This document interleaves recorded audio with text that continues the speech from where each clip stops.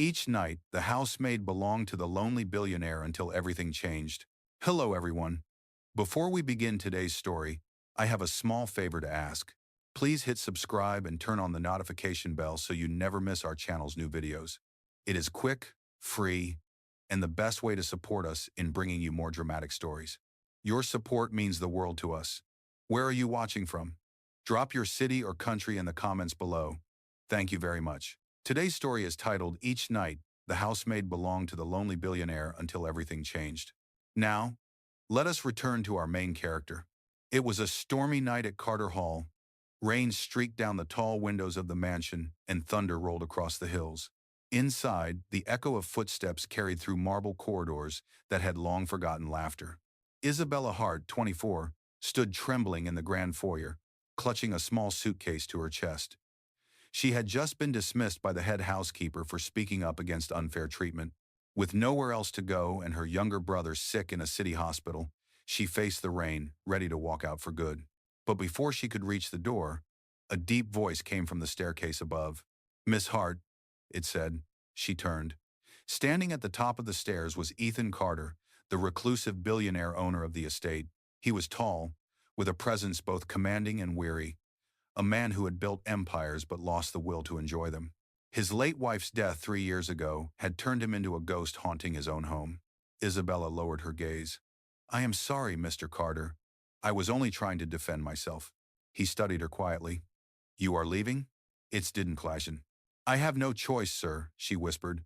"I will collect my pay and stay," he interrupted, his voice low but steady. The word hung in the silence between thunderclaps. She looked up, confused. "Stay? But the housekeeper. She does not decide who stays in my house. I do." Ethan walked down the steps, his expression unreadable. "You will not be a maid anymore. You will stay as my companion." Her breath caught. "Your companion?" He nodded once. "You will keep me company during dinners. Read to me when I ask. Make sure this house does not drown in silence. I will pay whatever you ask." Isabella's heart pounded. She needed the money. Her brother's medical bills were overdue, but something in his tone was more plea than command. For the first time, she saw not a powerful man, but someone unbearably lonely. "I do not understand," she said softly. "Why me?" As if squine. "Because you are the only one in this house who dares to speak the truth," Ethan replied. His eyes were dark with exhaustion. "Everyone else just bows." Lightning flashed behind the windows, and for a moment, they stood facing each other in that dim corridor, strangers bound by need and grief. She swallowed hard. "If I agree, what would be required of me?" "3 rules," he said. "Do not ask about my past. Do not enter my office upstairs. And every night, join me for dinner, even if we do not speak." The words sounded simple, but the way he said them, measured, controlled, made them feel like a contract carved in stone. Isabella hesitated. Then she remembered her brother's pale face under the hospital lights and nodded. "I will stay." Ethan turned away, his voice dropping to a whisper. "Good. Dinner is at 8. It's procession." Hours later, she stood in her small room, staring at the rain that refused to stop.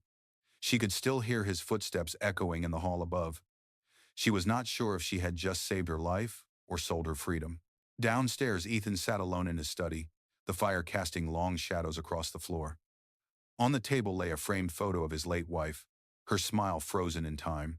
He reached for his glass of whiskey but paused midway, thinking of the young woman who had dared to talk back, the one who did not flinch when he spoke. For the first time in years, something in him stirred an unfamiliar warmth that scared him more than the silence ever had. Outside, the storm raged on, but inside Carter Hall, a fragile connection had begun, born not of love, but of loneliness, and the quiet hope that maybe, this time, neither of them would have to face the dark alone. The next morning, sunlight barely touched the heavy curtains of Carter Hall. The storm had passed, but the air inside the mansion remained cold. Isabella woke early, unsure whether last night's conversation had been a dream. But when she found a neatly folded uniform replaced by a modest gray dress on her chair, reality settled in. A note rested on top in clean, deliberate handwriting. "Breakfast at 7, library after. E.C."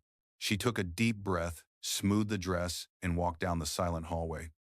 Every clock tick echoed like a heartbeat. The long dining table was already set, though only one end was occupied. Ethan Carter sat with a newspaper in hand, a cup of coffee beside him. He did not look up when she entered. "Good morning, Mr. Carter," she said softly. He turned a page.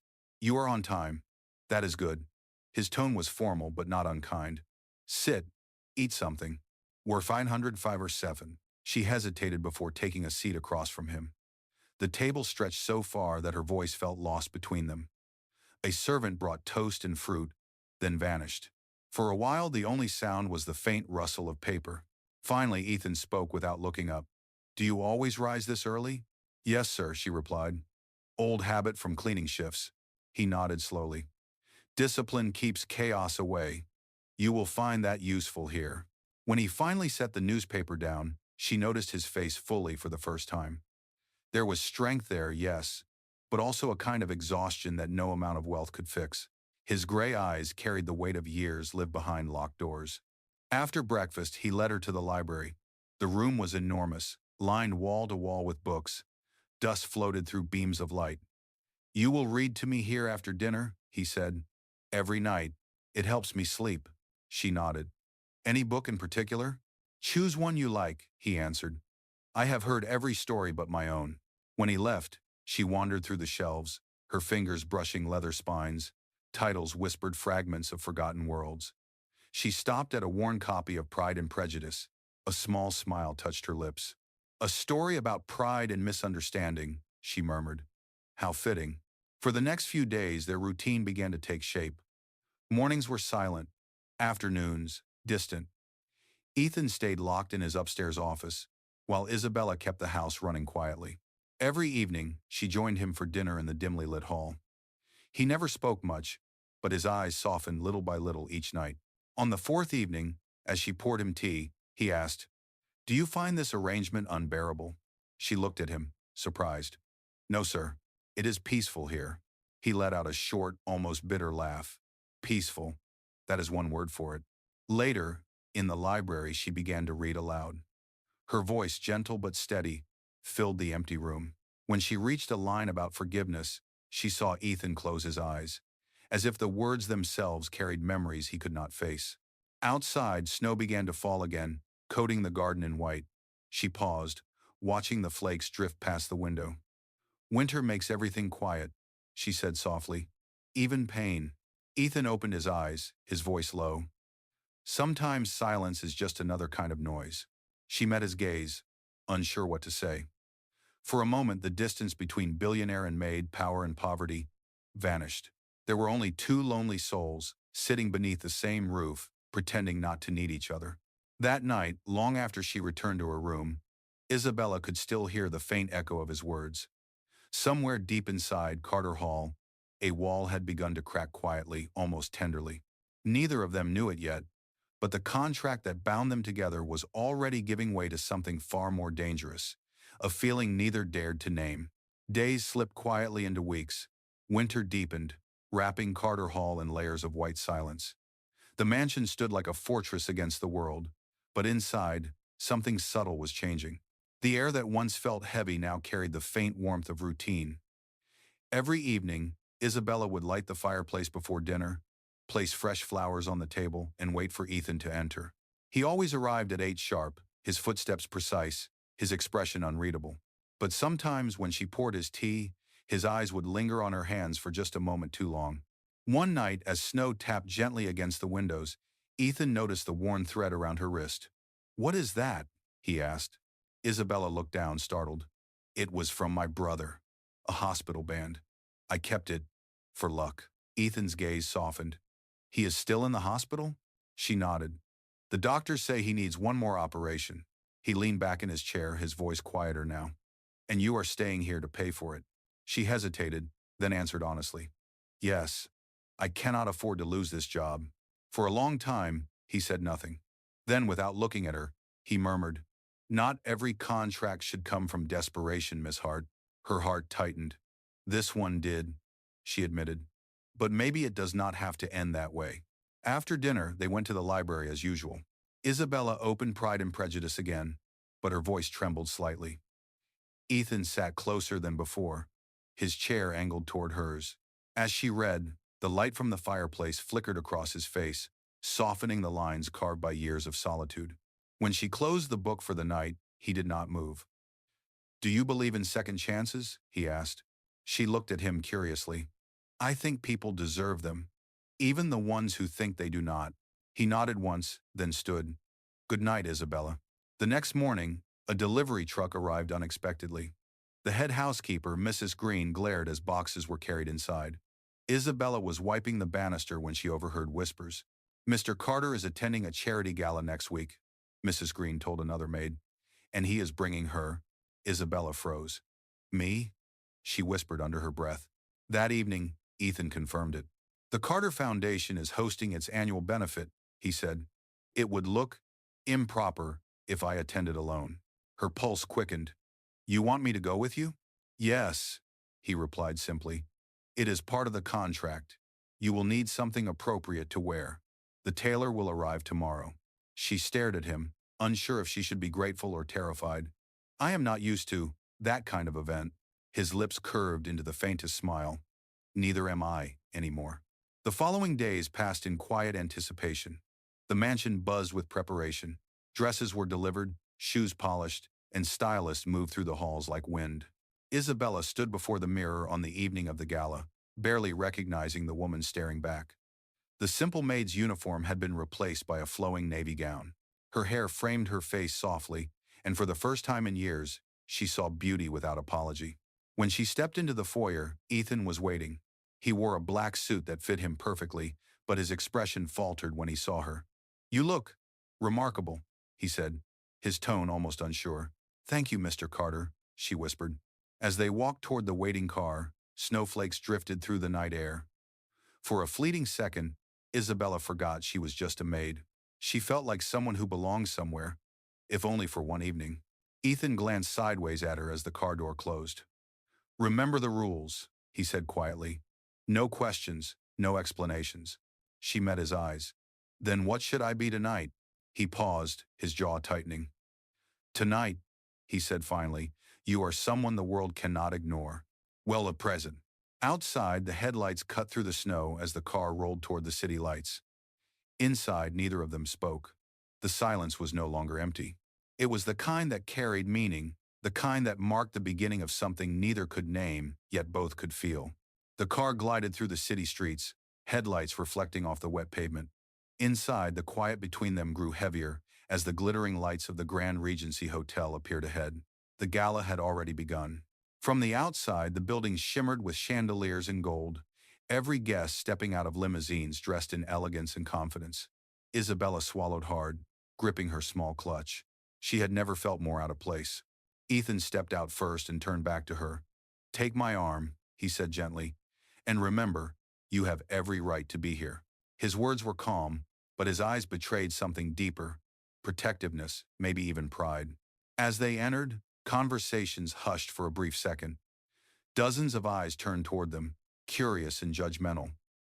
The billionaire who never appeared in public had returned, and not alone. Whispers trailed behind them like perfume. Ethan guided her through the room with composed grace, nodding to business partners and investors. He introduced her only once.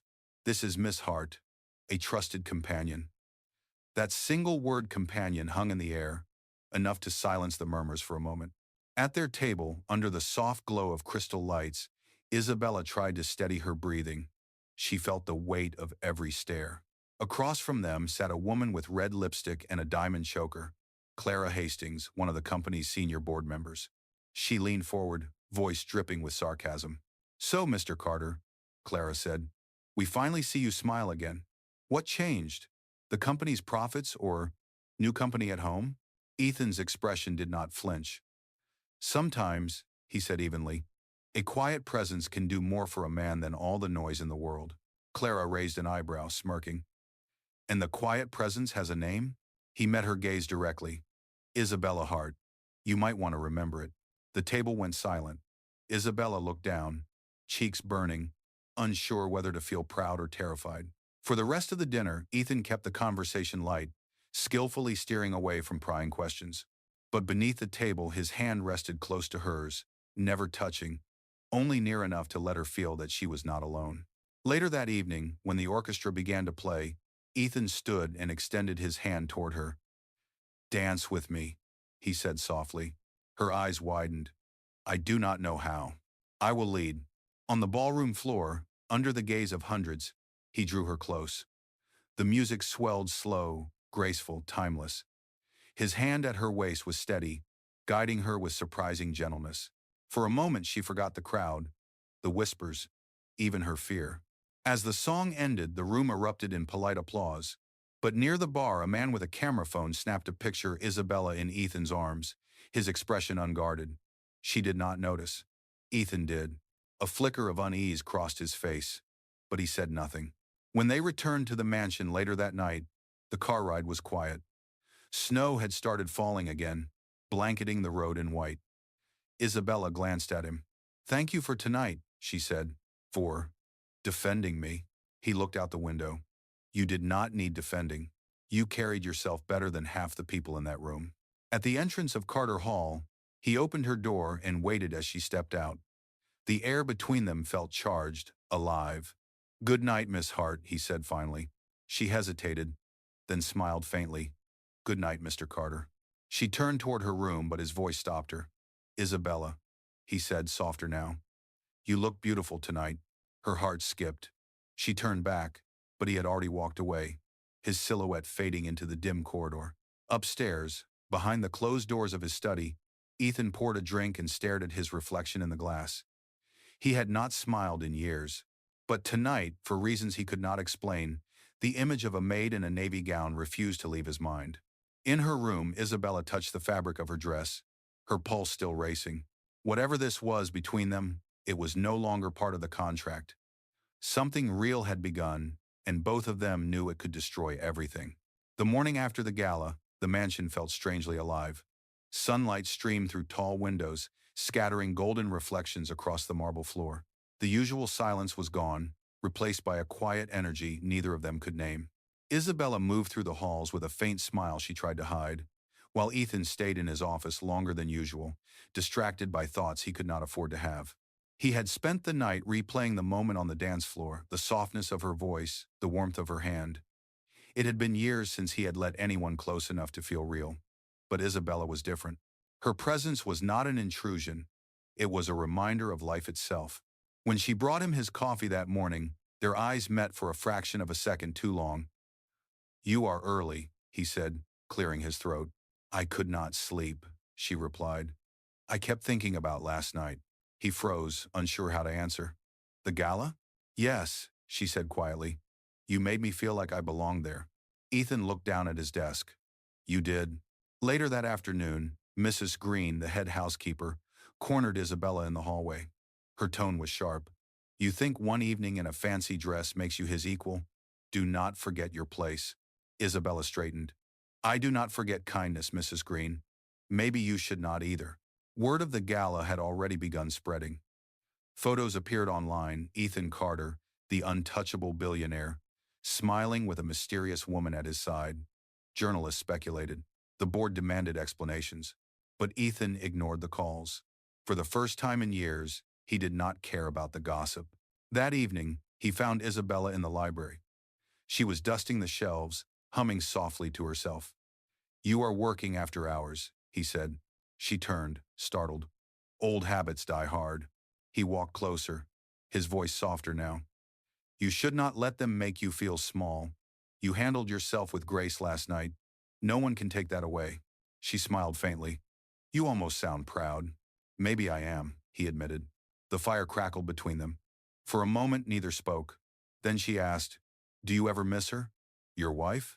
He looked toward the window, the reflection of the flames dancing in his eyes. "Every day," he said. "She was light in a dark room. When she died, the light went out. I thought I could live in the dark, but lately, it feels different." Isabella's chest tightened. "Because of me?" she whispered. He met her gaze. "Because of you." Silence stretched. She wanted to say something, but the words tangled in her throat. Finally, she took a step back, whispering, "You should rest, Mr. Carter." He nodded, though neither of them moved. That night, sleep refused to come to either of them. Ethan stood by his window, watching snow drift down over the empty garden. In the quiet, he remembered her laughter, the way she had looked under the ballroom lights. He told himself it was temporary, that when the contract ended, everything would return to normal. But his heart already knew the truth. Nothing would ever be the same. Across the hall, Isabella sat on her bed, staring at the old hospital band around her wrist. She thought of her brother, of the debt she still owed, and of Ethan's eyes when he said her name. She should have been afraid of what she was feeling. Instead, she felt something close to peace. The next morning, she found a small envelope outside her door. Inside was a note written in the same clean, careful handwriting. "Dinner tonight. No contracts. Just you and me." She pressed the paper to her chest, her pulse quickening. For the first time, it was not obligation that brought them together, it was choice. And deep down, both of them understood what that meant. The line between duty and desire had finally begun to blur, and neither of them wanted to stop it.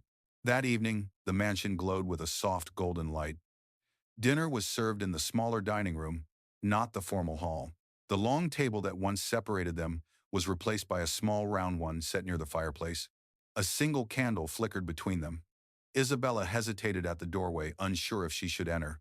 Ethan looked up from his seat. "You received my note," he said. His voice was calm but carried a trace of nerves. "Yes," she answered softly.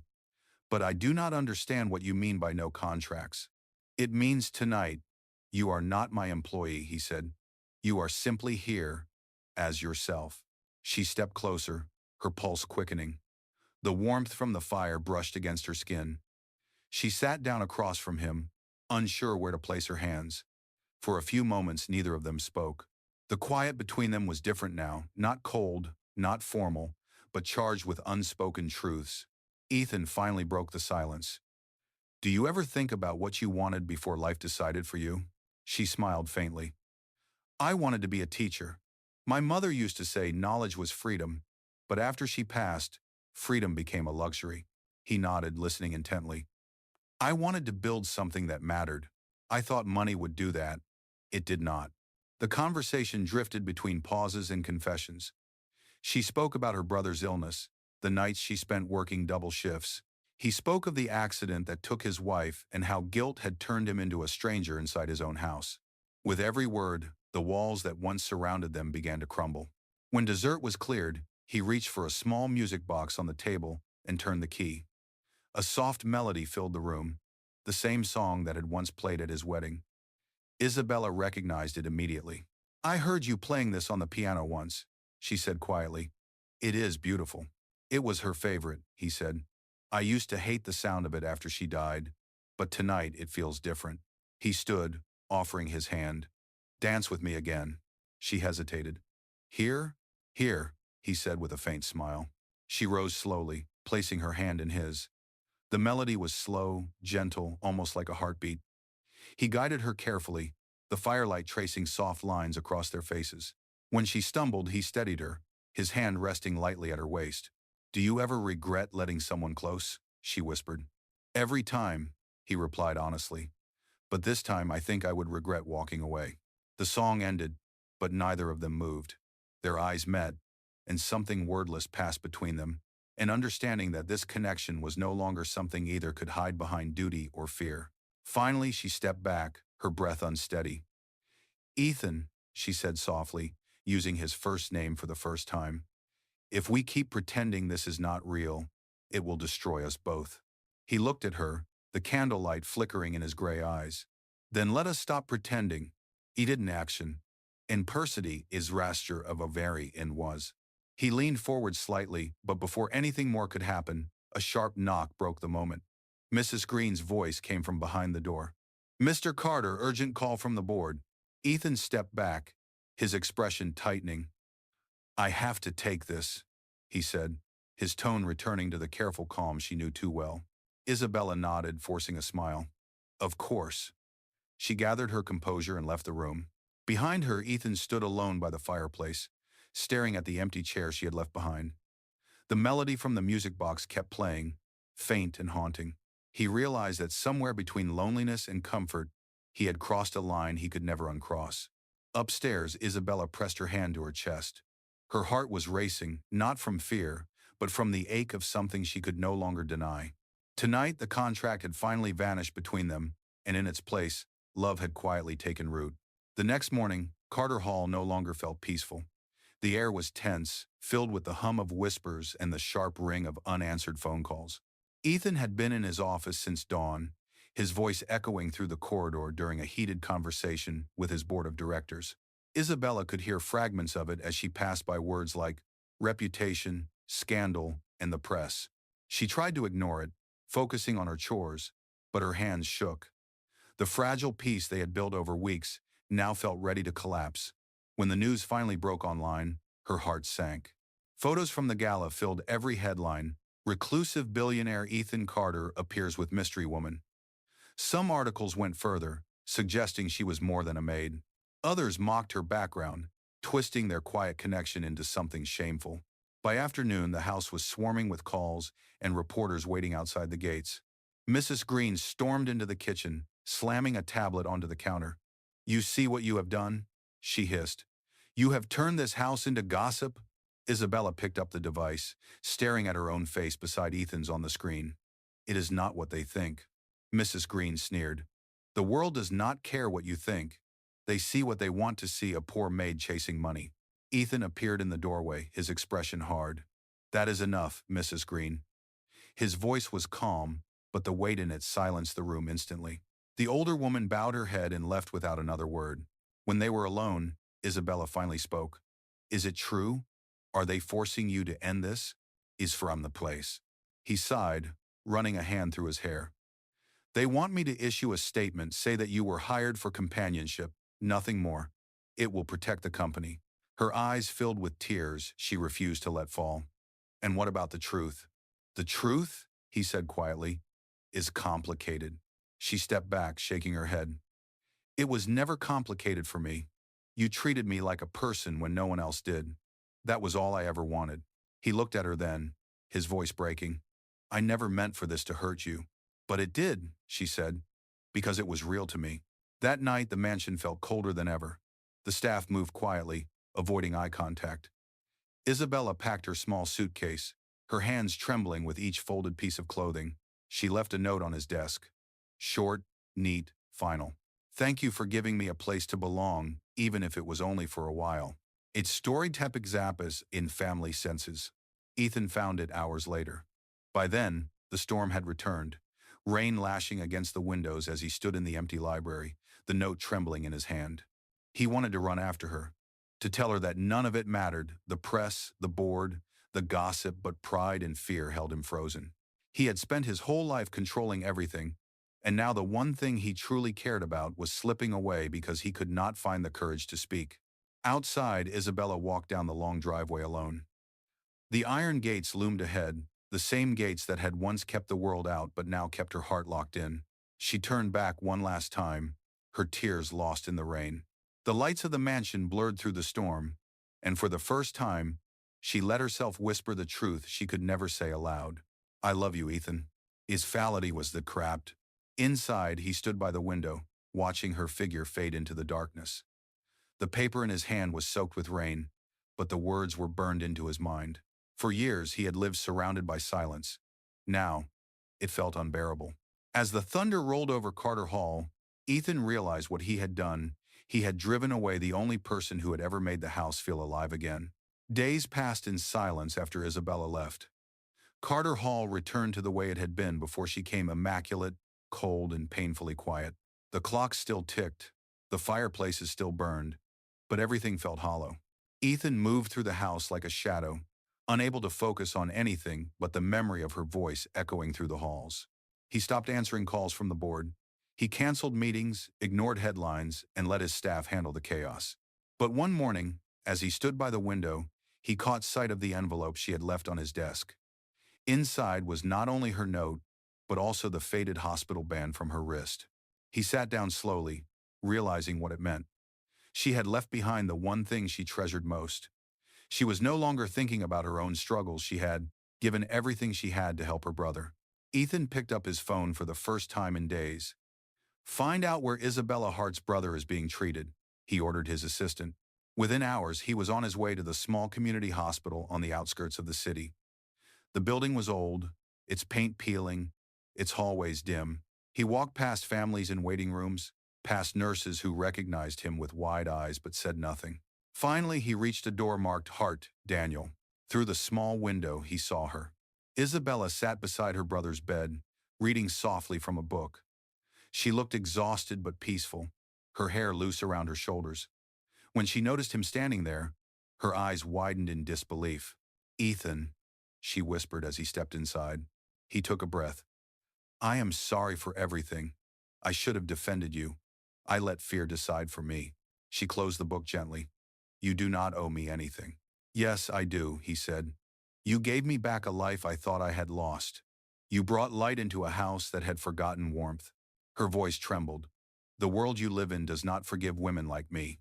You saw what they said." "I saw," he replied, "and I let them. That was my mistake, but I will not make it again." He handed her an envelope. Inside were documents, medical bills fully paid, and a letter bearing the Carter Foundation's seal. "What is this?" she asked, her voice breaking. "The foundation will fund the pediatric wing here," he said. "It will be named after your brother. You once said your mother believed knowledge was freedom. I believe healing is too." Tears filled her eyes. "Ethan, you did not have to do this." He shook his head. "Yes, I did. Because kindness should never be punished, and because I love you." The words hung in the air, honest and unguarded. She stared at him, unable to speak. He reached for her hand slowly, giving her time to pull away. She did not.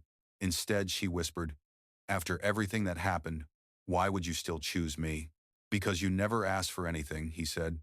"You only gave." Her brother stirred in his sleep, and she looked at him, then back at Ethan. "You really mean it?" "I do," he said softly. "But this time, I am not asking you to stay out of obligation. I am asking you to stay because you want to." She let out a shaky breath, the corners of her lips lifting through tears. "Then I think I will." He smiled for the first time in weeks, a genuine, quiet smile.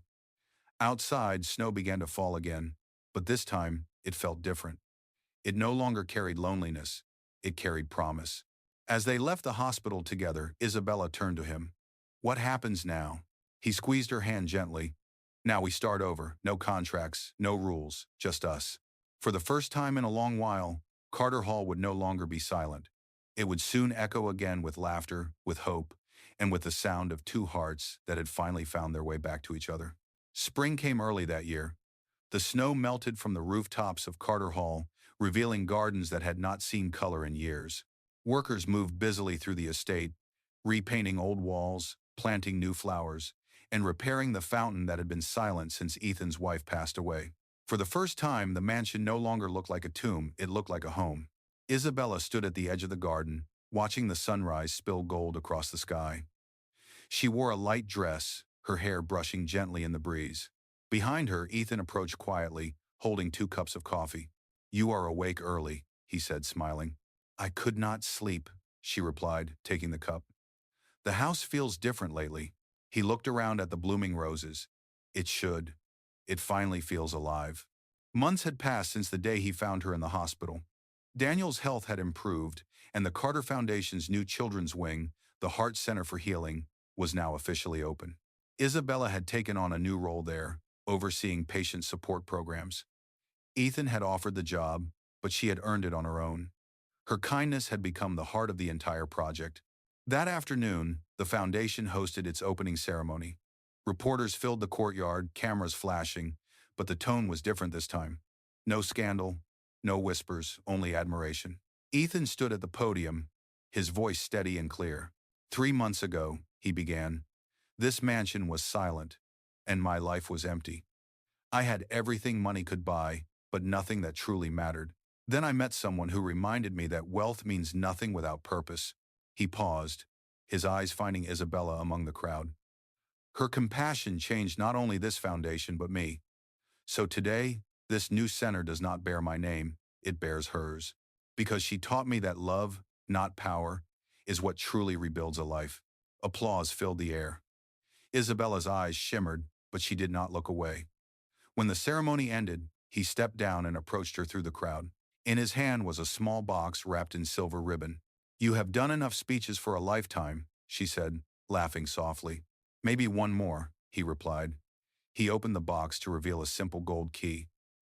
Do you remember the key you once returned to me the night you left? She nodded. Yes. He smiled. That key opened my house. This one opens my heart. Will you stay, not as a maid, not as an employee, but as my wife? The world around them seemed to still.